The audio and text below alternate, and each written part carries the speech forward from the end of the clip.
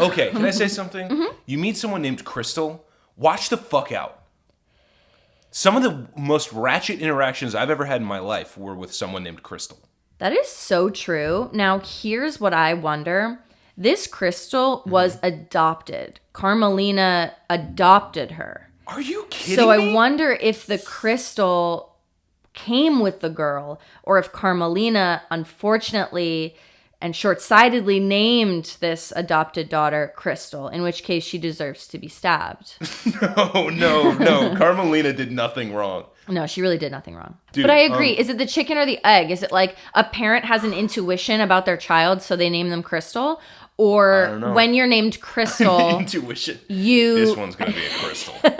once you're named Crystal, there's no turning back, and you have to act like a crystal. I don't know. It's one of life's big mysteries. Tell us about your crystal. Oh, my Chris, this is such a sad story. The interaction that I was thinking of was when you graduate from acting school, which I did. I'm a trained With actor. honors. With honors. Magna summa cum laude. Highest honors. When you graduate from an acting school, generally what you do is you go on a showcase, which means they fly you out to LA, they fly you out to New York City, and you audition in front of agents and managers and casting directors, et cetera, et cetera. You put on a little show about like how you can act. That's Yeah, just what you do. essentially. So anyway, we were out in LA and I was staying at this place called the Tangerine Motel in Burbank with my boys Peter and Tyler. And we were just hanging out by the pool because we had done everything. We were done for the week. Now we just had like a day or two to hang out. We had ordered a pizza. We were hanging out by the pool. And all of a sudden, this like Cadillac screeches into the motel parking lot. And like out of the back, you see this woman like get sort of like hastily shoved out the door. And then like the car goes like and screeches out back onto the street and vanishes, right?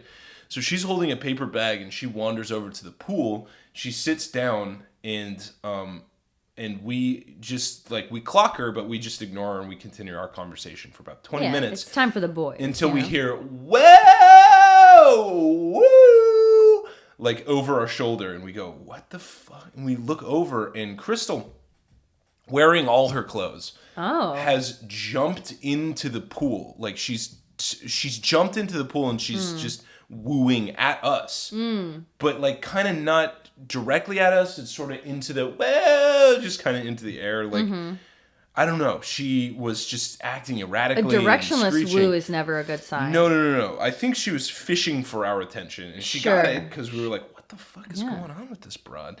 And so in the pool, she starts disrobing and starts throwing her clothes onto the side of the pool, which Wait. She jumped in with the clothes, got out, the clothes are wet, then she takes the clothes off? No, she's still in the pool and she's throwing her, wet clothes onto the side of the pool. So, like... Oh, no good. No good at all. And honestly, for a bunch of young bucks, you'd think that would be sort of an intriguing sight, but she was just so erratic that it was just really going off the rails quickly. So she eventually just gets down to her bra and panties, and we're like, holy fucking shit, are you okay? And she's like, who's gonna come swimming with me? Who wants to go swimming with me? Ma'am, you're not acting healthy. No. We're kind of worried about you. Yeah. Like, I was a lifeguard, and I was like, oh my God, I think she's wasted. I hope she doesn't start drowning. Like, this is like not looking good at all. And so we kind of look at each other and go, fine. We get up and we go, hey, hon, why don't you get out of the pool? Like, why don't you like towel off? Like, Are you drunk? Like, have you had anything to drink today? And she was like, yeah, maybe. And like, clearly she was fucking wasted. But we go like, why don't you get out of the pool? Why don't you come out of the pool? So, just for our own sake, we could stop fucking worrying about her. So she gets out of the pool and she comes and like hovers near our table, and we go like, okay, honey, like, yeah, we're just kind of like giving her signals to like go away. But she goes like, I don't trust you. I don't trust any of you guys. I don't trust you at all. And she jumps back into the pool and we go, and we had learned that her name was Crystal. which is sort of the point of this whole story. Like, she had said, like, my name's Crystal, like, let's go swimming, like, that kind of thing. So she jumps back in the pool, and we're like, no, Crystal, honey, why don't you, like, get back out of the pool? And then finally, like, you know, we can smell the alcohol wafting off of her. We go, like, why don't we give her a slice of pizza so she can, like, fucking sober up a little bit. Offer her some. So anyway, some pizza pie. We do, and she sits down. She like starts eating this slice of pizza, but it just keeps getting more and more clear how fucking wasted she is. She's drunk out of her mind. We return to our conversation, and she keeps like interjecting, and then finally we like get her story out of her. She's from Little Rock, Arkansas. She came to Los Angeles last year. Oh no! She's working in movies. Uh-huh. She was a stripper in Little Rock. Okay. And then over the course of this, she's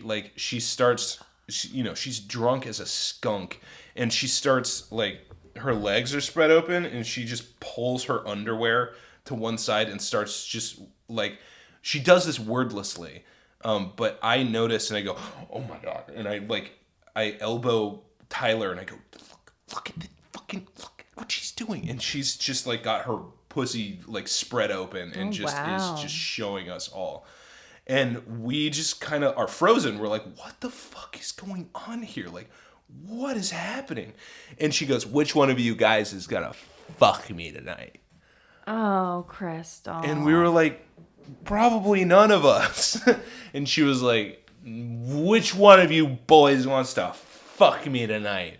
And we were like, we're good. We don't want to do that. Why don't we get you back up to your room, sweetheart? Like, it seems like you like need to go like sleep it off a little bit.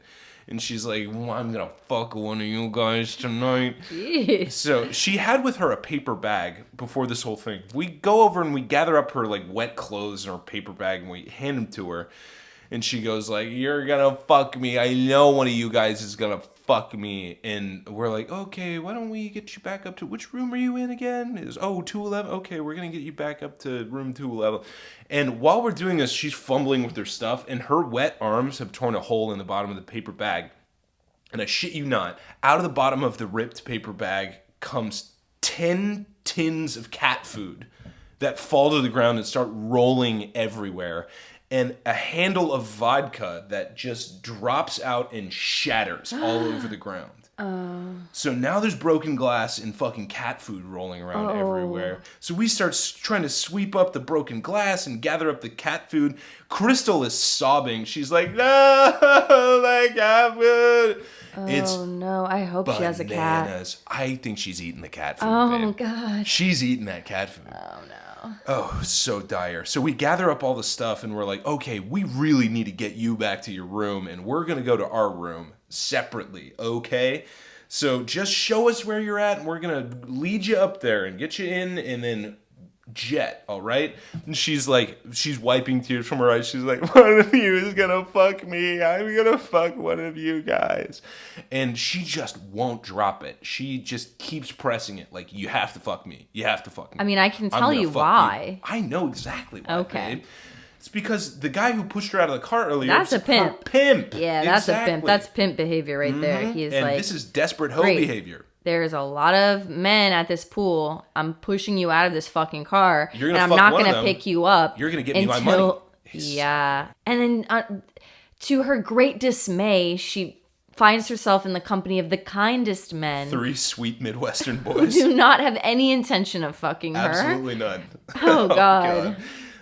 So we've sort of foiled her plans, but she's still like, I'm going to fuck one of you guys. And then finally, I just like she's pushing and pushing and pushing for it, and then finally I just like kind of get this look in my eye, and I look at my friend Tyler and Peter, and I just go, we're all gay, actually.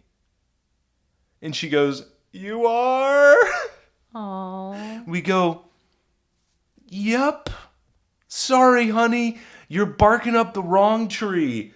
And she goes, oh no. And by this time, we had started hustling her up the stairs. We're like, yep, we're gay. We like big dicks, and we love sucking dick and fucking men. And so sorry, sweetie. You never had a shot. And she's like, you're gay? No way. And we're like, yeah, huh? We're about 3/4 of the way to her room, she goes, wait. And she stops us. She goes like, I have a strap on in my room. I can fuck all of you guys. Oh, she's so creative.